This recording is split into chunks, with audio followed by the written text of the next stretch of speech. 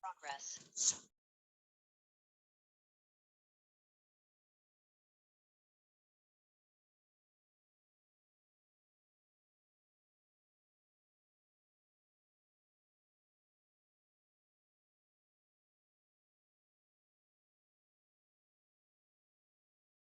Doctora, buenas tardes. Hola, buenas tardes.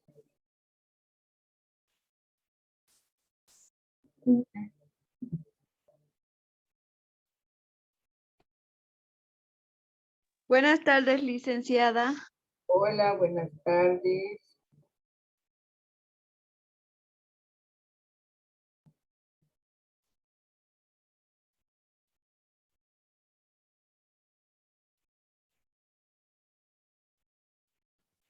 Buenas tardes, doctora.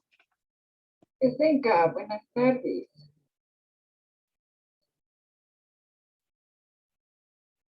Esperaremos unos 2 minutitos más para poder iniciar. Llegaremos por lo menos a los 20. Doc, hace mucho frío, ¿no? Últimamente está haciendo muy fuerte el frío. Horrible. No se puede ni siquiera trabajar con este.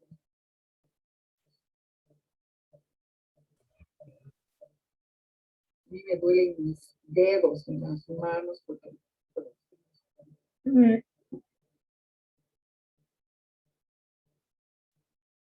Bien, ya estamos en los 20. Entonces, estamos.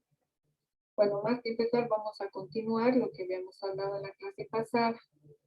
Pero,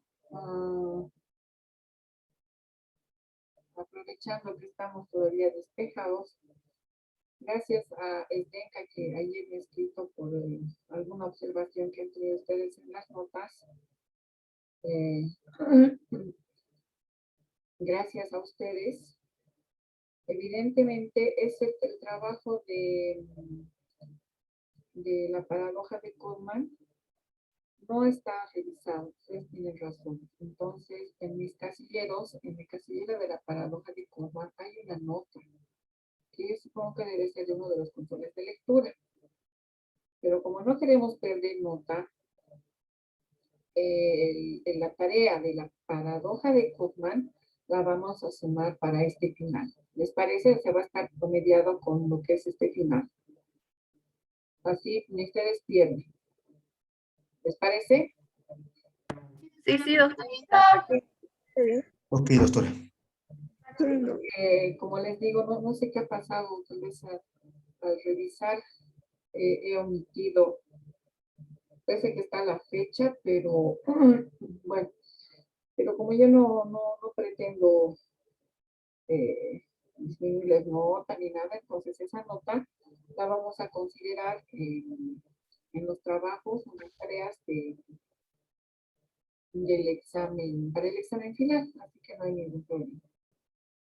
Pierdan cuidado, y prefiero decirles que después me reclamen demás, sino que gracias a la observación de... Doctora, Sí, yo estaba revisando y me falta, bueno, en sí falta que revise la paradoja de Goldman y el otro que es lesiones infantiles. Eso he visto que no estaba revisado en las tareas que he entregado. lesiones infantiles, ¿de qué fecha es? Un ratito de. A ver, fíjate. Yo te digo si he revisado.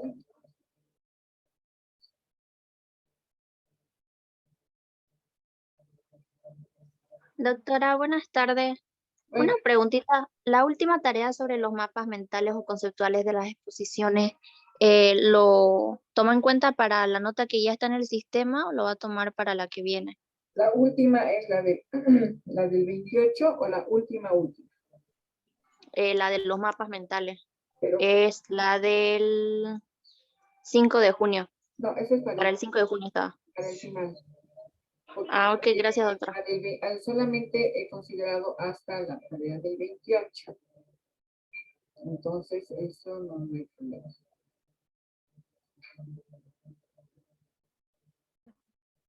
Ya, o sea que para el segundo, para este examen final, entonces vamos a considerar a partir del 5 más la tarea de la paradoja de Kaufman, que esa ya les quedó bien. Pero que me diga nuestra compañera que de qué fecha es, porque más que ponerles nombres, yo les pongo fechas a las tareas, entonces están con las fechas de entrega, o las fechas que les puse, no de entrega, sino la fecha de inicio, la que está en la plataforma. ¿Ya? Bueno, pero si hay cosas así muy casos muy personales, como por ejemplo que la compañera que me dice otra tarea más que le falta, o la de las patologías infantiles, me dicen la fecha o para el lunes ya les aviso porque tendré que entrar a la plataforma, revisar qué fecha es exactamente. ¿Ya? Doctora, es de la fecha de entrega de sábado 5 de junio. Lesiones infantiles. Ya, esa, la del 5 de junio, va a entrar para el examen final. Es lo que le decía Ah, ya. a Catherine, así que esa no se ha contabilizado. ¿Quién me Ay, está preguntando? Ana María. Esa no se ha contabilizado. Entonces, a partir de esa tarea, del 5, más la tarea, las otras tareas que van a ver, que no van a ser muchas, más la tarea de la paradoja de Kaufman, esa sí se va a considerar para la nota del examen final. ¿Ya? Ya, doctorita. Gracias. De nada. Bueno, entre una cosa y otra ya estamos. Entonces, vamos a continuar con nuestro tema sobre lo que eran las artritis o que es las patologías reumatológicas. Hemos hablado sobre lo que es la artrosis y la artritis reumatoide. Vamos a continuar con lo que viene a ser la artritis gotosa, que voy a compartirles en este momento.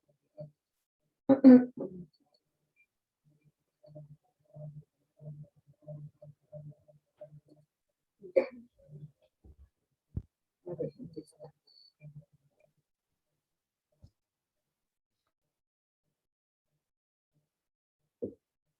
¿Se ve, chicos? Sí, doctora. Gracias. Es bien que estás por ahí y si alguno me quiere ayudar, porque sé que como está un poco nublado y está haciendo algo de viento, nuestra señal puede estar inestable. Ya, doctora. Voy a necesitar un SDENCA y alguien más que se ofrezca de voluntario para ayudarme con algunas participaciones, anotar quiénes van a participar. Si es que no alcanzo a leer. Bueno, la artritis gotosa o gota, como conocemos, está enmarcada dentro de las patologías reumatológicas por el simple hecho de que va a afectar a las articulaciones, ¿ya? Entonces, la artritis gotosa o la gota como tal es una patología que se presenta como consecuencia de la formación de cristales, como podemos ver de forma esquemática aquí en la imagen, y formación y depósito de cristales de urato monosódico. ¿Qué es el urato monosódico? Es lo que se llama los cristales de urea o el ácido úrico. Esta se presenta como una estructura intraarticular, o sea que estos depósitos son dentro de la misma articulación, dentro de la superficie, ni siquiera por fuera por la sinovial, sino dentro de la misma articulación. Y en algunos casos, estas van a ir formando algunos nódulos. Estos nódulos que se presentan en la artritis reumatoide como, vamos a ver, aquí este que es grande, ustedes alcanzan a ver, chicos, esto grande. Sí, doctora, se ve. Este, ¿no es cierto? Ay. Eso es lo que se llama el nódulo o tofo, T-O-F-O, que corresponde a la acumulación de ácido úrico. En su momento y en nuestro medio, esta patología, la gota, se denominaba la patología del millonario, decía. ¿Y por qué decían la patología del millonario? Porque se presentaban aquellas personas que tenían, ¿cómo les puedo decir? Muy buena alimentación, pero muy buena alimentación en relación a carnes, cerdo, vísceras, comida abundante, cerveza o los derivados de la cebada. ¿Ya? Entonces, la gran mayoría de las personas que tenían este tipo de alimentación o presentaban esta patología, era porque tenían una hiperuricemia. Entonces, e incluso hay personas que son productores natos de ácido úrico sin necesidad de tener una alimentación elevada en proteínas y carbohidratos. Entonces,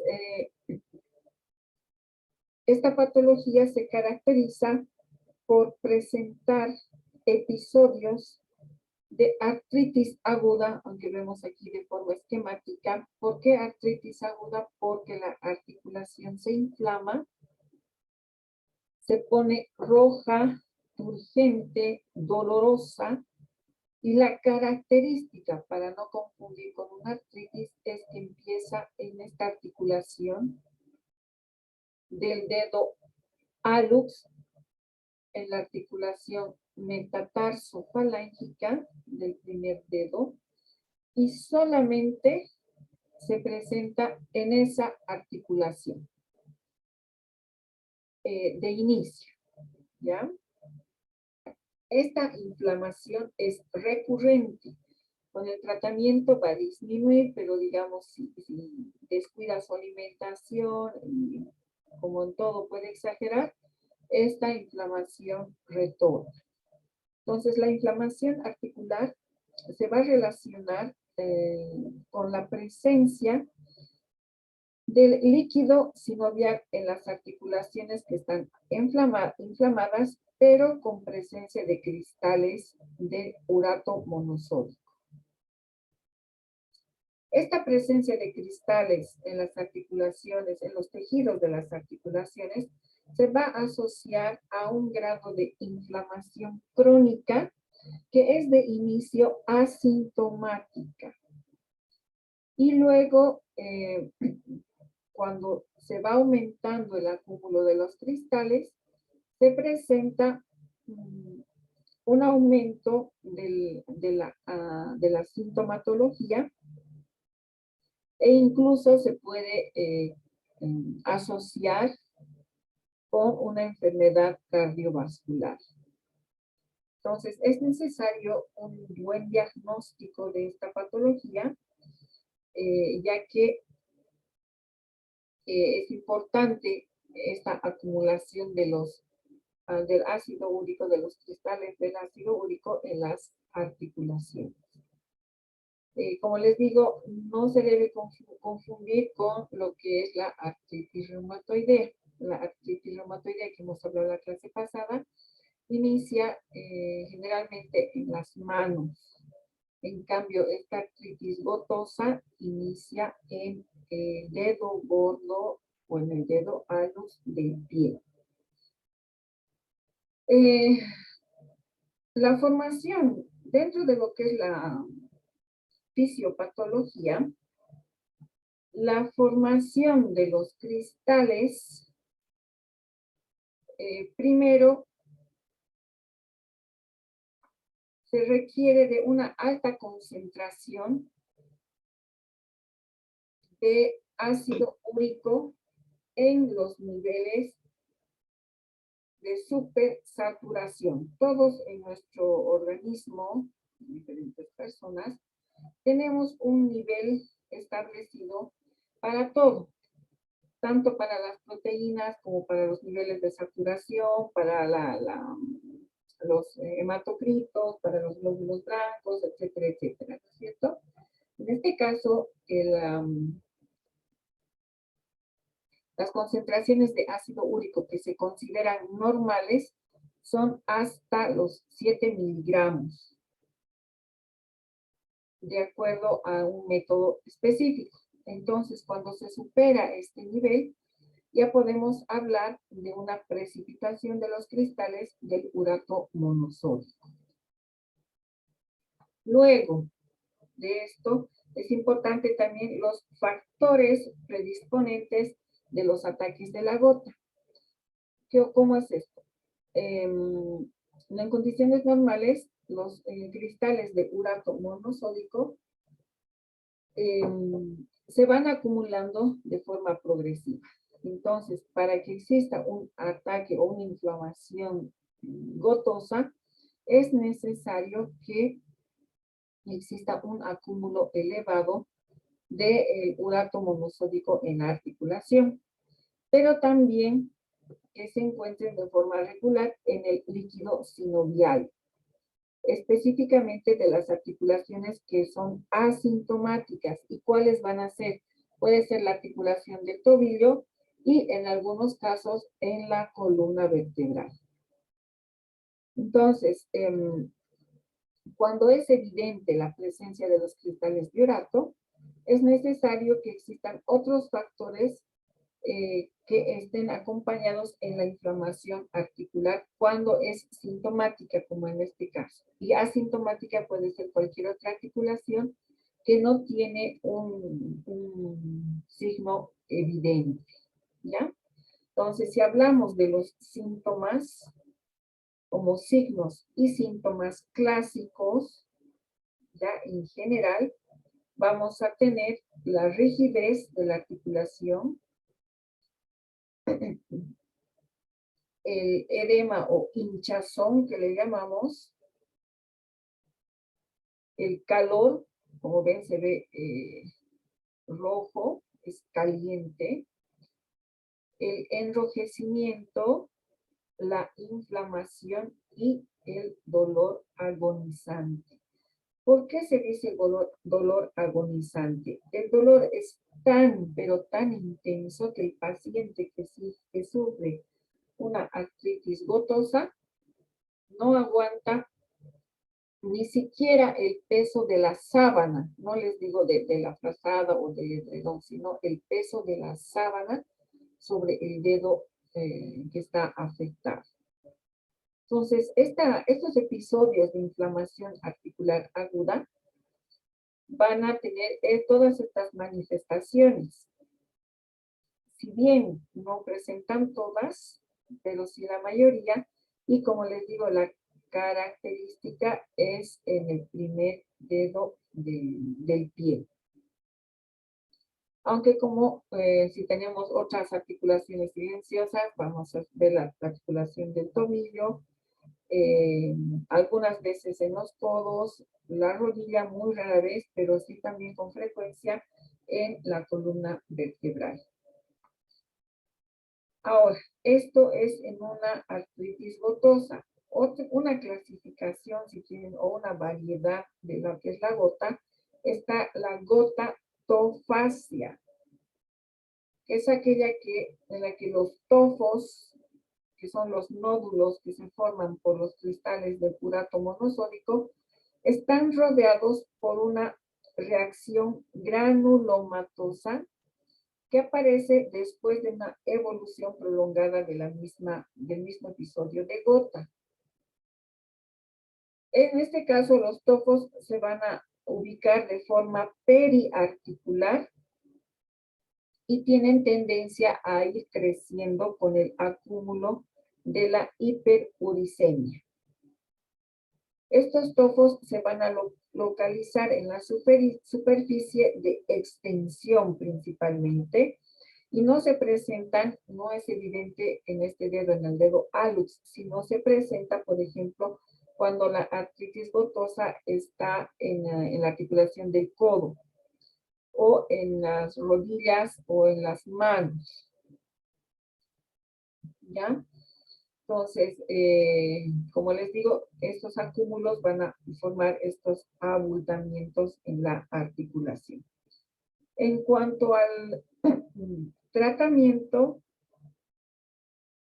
después de la valoración clínica y del médico, bueno, lo primero en el tratamiento va a ser siempre disminuir los signos y los síntomas. En este caso, pues será antiinflamatorios, analgésicos y luego preventivos para disminuir los episodios que se puedan presentar o futuras inflamaciones.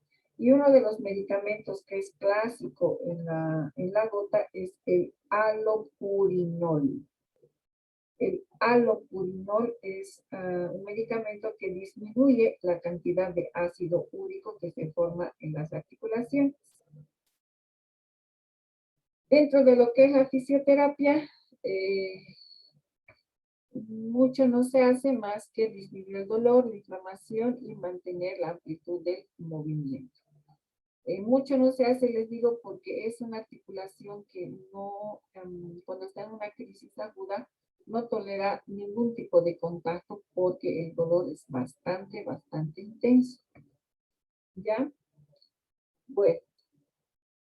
Otra patología, la fibromialgia. La fibromialgia está considerada dentro de las patologías de carácter reumatológico. Y la fibromialgia puede definirse de varias formas. Primero,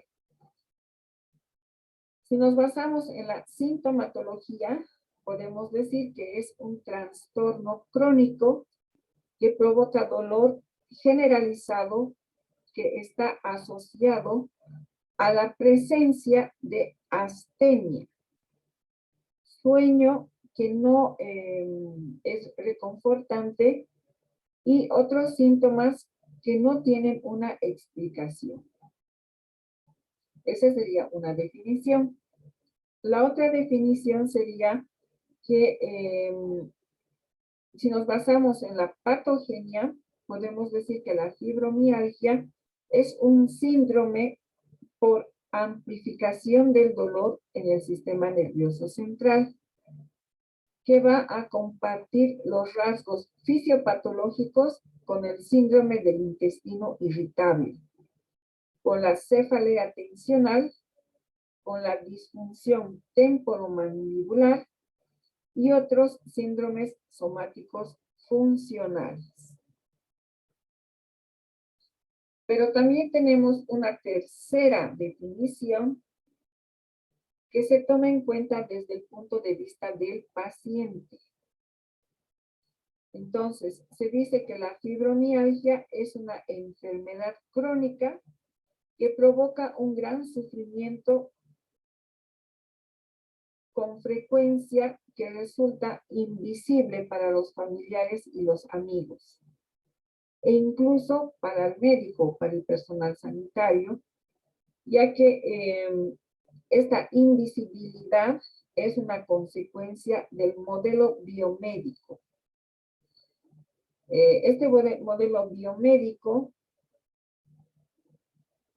solo presenta enfermedades cuando están causadas por una lesión anatómica o por una alteración biológica que son concretas. Pero también puede dar una clásica dualidad entre lo que es mente y cuerpo. Entonces, si queremos entender a la fibromialgia, es necesario que tomemos en cuenta estos tres conceptos que viene a ser una tendencia reduccionista de la medicina y poder adoptar una visión con la capacidad de integrar la existencia de cualquier otro factor que esté presente y no solamente un factor biológico como el origen de la enfermedad. Entonces, la persona que padece de fibromialgia generalmente lo que presenta es el dolor generalizado, pero sin ninguna explicación posible o justificable. Entonces, si hablamos de una manera simple, con un factor denominado modelo biopsicosocial, este modelo indica que las enfermedades se van a producir por la integración de una serie de factores que van a incluir a los factores clásicos, determinantes biomédicos y a los factores psicológicos, que son comportamentales, y todos aquellos que están derivados del contexto social en el que pueden vivir los pacientes. Ahora, dentro de la etiopatogenia de la fibromialgia, puedo mencionarles que es una patología que se considera actualmente como una alteración fundamental, específicamente que va a afectar al sistema nervioso central. En esta afectación se va a producir un mecanismo de amplificación del dolor que habitualmente se denomina sensibilización del sistema nervioso central. Esto quiere decir que es el responsable de un dolor generalizado que van a experimentar los pacientes, y el dolor o la alodinia que presenta habitualmente no son dolorosos, como la presión o la temperatura. Luego se presenta la hipersensibilidad a otros estímulos térmicos, olfativos, auditivos y lumínicos que suelen experimentar muchos pacientes. Existen dos vías principales del dolor en el sistema nervioso central, uno ascendente y otro descendente. Entonces, en las vías ascendentes son aquellas que van a ser hiperfuncionantes y van a demostrar una elevada concentración de neurotransmisores. En cambio, las vías descendentes o antinociceptivas van a ser hipofuncionantes. Y esto nos va a provocar una disminución de los niveles de metabolitos de serotonina que participan en esta patología. Entonces, en la fibromialgia, las características o los síntomas físicos que experimenta el paciente, uno de ellos, el más común, que es el dolor, la fatiga y el trastorno del sueño, va a producir una hipersensibilidad sensorial. Juntamente con este dolor y la hipersensibilidad, la fatiga y el trastorno del sueño, puede aparecer otro síntoma como un síntoma que no es visible o es poco visible, que puede confundirse con cualquier otra patología. El dolor, por eso les puse esta imagen, afecta a múltiples regiones del cuerpo. Algunas veces puede ser el dolor generalizado en todo, absolutamente en todo el cuerpo, como quien dice, desde la punta del cabello hasta la punta de los pies, ¿ya? Entonces, algunos pacientes refieren en esa forma, que el dolor es tan intenso y duele todo, absolutamente todo el cuerpo. Y el dolor empieza en una o en pocas regiones corporales y con el tiempo se va a ir extendiendo y se va a ir generalizando. Puede empezar con dolores de cabeza crónicos, la dificultad para dormir, se puede acompañar con dolor muscular, con la fatiga. Muchas veces hay dolor incluso a nivel de la piel afectando las metámeras o los dermatomas. Y otras características que pueden estar a nivel de la piel, como el aumento de la sensibilidad, las manchas, puede existir articulación, rigidez articular matutina, que puede hacer que se confunda con una artritis reumatoidea. En las mujeres se puede presentar una dismenorrea, puede haber problemas de visión, como todo lo que ustedes advierten en esta diapositiva, ¿no? Entonces, de forma sistémica, va a haber la presión de dolor, el paciente que padece la fibromialgia aumenta de peso, presenta síntomas de resfriado, pero también sensibilidad a múltiples químicos, como en algunos medicamentos. Entonces, el síntoma más importante en esta patología es el dolor, y el dolor generalizado. Generalmente el paciente que sufre la fibromialgia define al dolor como un dolor continuo, especialmente en las áreas de la columna, en las áreas raquídeas y en las raíces de las extremidades. Este dolor, al ser continuo, puede tener elevaciones como puede tener disminuciones de su intensidad. Puede haber una mejoría, pero esa mejoría va a ser parcial durante el día, pero puede empeorar durante la tarde y ser mucho peor por la noche. En cuanto al tratamiento de esta patología, es de mucho cuidado, ya que el dolor, como les explico, suele aumentar y suele disminuir de forma ondeante, ondulante, y hace que con mucha facilidad esta patología se torne crónica. Y será crónica cuando llegue a un curso, como les digo, oscilante, con periodos de mayor o menor sintomatología. Tiene una evolución de largo plazo. Y va a depender en gran medida al grado de afección del paciente.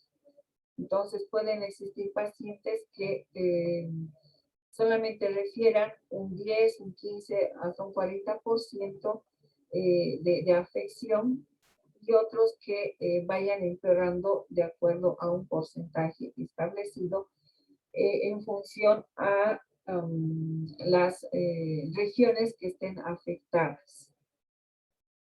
A pesar de que puedan existir lesiones orgánicas que estén demostradas, con frecuencia en la fibromialgia se produce un impacto negativo en la calidad de vida.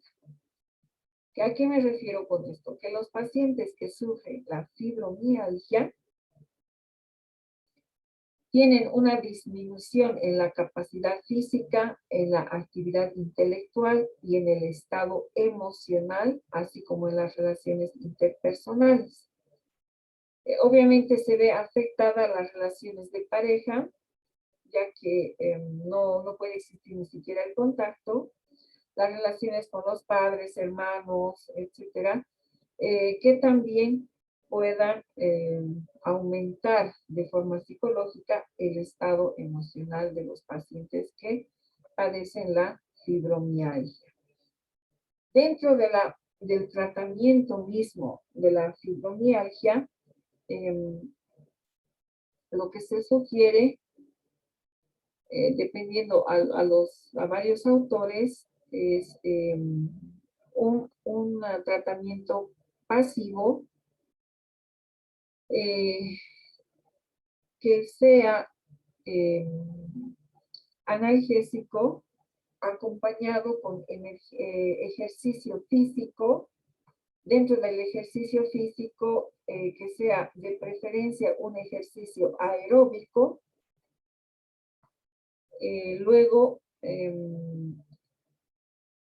ejercicios de musculación, también aeróbicos, y luego a técnicas psicocorporales que se van a basar más y más que todo en lo que son las tendencias orientales, como el tai chi, el manejo de la energía, el reiki, etcétera, etcétera, que favorezcan el estado emocional del paciente y luego ya vamos a ir al estado fisiológico. Dentro de lo que son los medicamentos específicos, solamente se realiza la terapia del dolor, específicamente con la pregabalina. Hasta aquí, chicos, ¿tienen alguna pregunta?